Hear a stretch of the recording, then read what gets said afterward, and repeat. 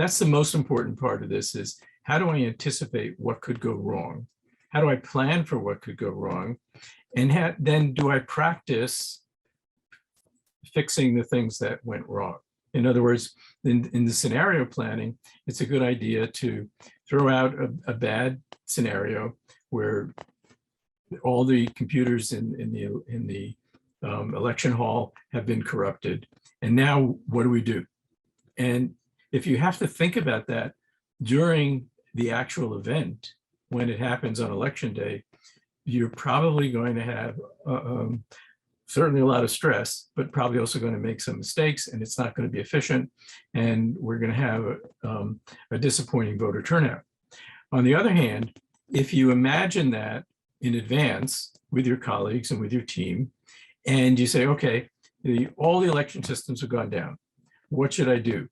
And you have a plan and everybody understands the plan, then you can actually continue operations. So we call this a cushioning advantage, where the impact of the election system or the cyber hack on the election system, you've prepared for it, and you can quickly resort to an alternative diverse. So we're not a computer backup system, but a paper backup system or some other alternative, which I think paper is probably the most secure. And then you practiced it. So everybody said, you can say to everybody, okay, we're implementing plan X, and you go ahead and you can keep maybe it'll be a lower level of service. You won't be able to process voters as quickly, but you will be able to process voters. So you will be able to get the election done properly. Can we summarize what the key concepts are as we close? What are the takeaways? What are Michael Coden's rules of the road? The doing what some people call war games, some people call tabletop exercises, some people call scenario planning. Doing that is going to be the single biggest thing that will help you. Thinking ahead, many of you may remember the 6-Day War in Israel, and Moshe Dayan. I saw an interview of Moshe Dayan, and he said, and he was asked by the reporter, the journalist, how did you win this war in 6 days? That's incredible. And he said, we had a plan. And the reporter, the journalist said, how could you have a plan for a war? And think about it, we're at cyber war and elections and cyber attacks. That's cyber war on our democracy. So Moshe Dayan's response was, it's always easier to communicate changes to a plan than it is to communicate a new plan.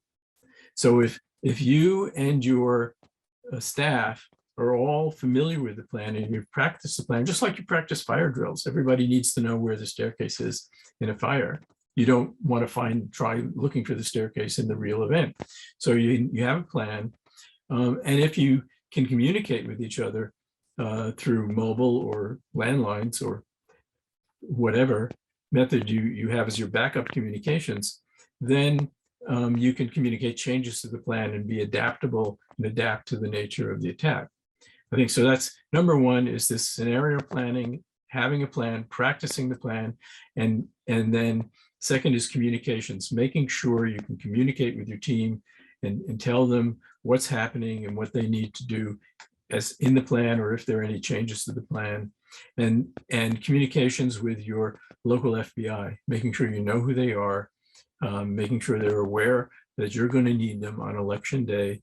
And hopefully you won't, but if you do, it'll be really great to have their mobile phone number and be able to call them directly and get them involved. And then thinking about the cyber attack in terms of how do I minimize the impact of the cyber attack, thinking outside the box, like pulling the plug on my computer, shutting off my phone. If anything has been compromised, but it's no good. Now, let's say you have a backup laptop. You bring two with you. You have one, it gets compromised, you have another one. Do you plug the second one into the network? I wouldn't, because the adversary could hack the second one the same way they hacked the first one. So I would make sure that the backup computer, if you have one, is not plugged into the network. Use it offline. Do the best you can. Have a plan on how you can use it offline without plugging it into the network. So, Adam, I think those are, some really basic things that everybody can do, and they can make our whole election process a lot safer.